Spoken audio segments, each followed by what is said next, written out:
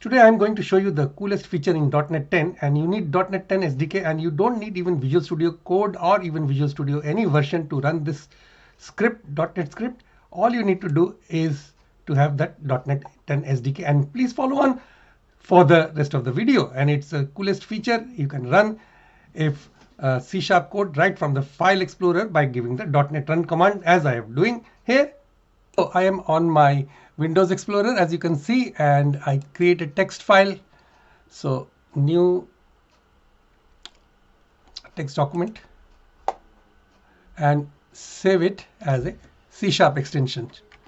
So .cs and write some C# code and again save it.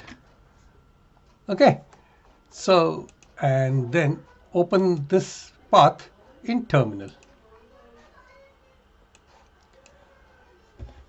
and just give it to the .NET run command.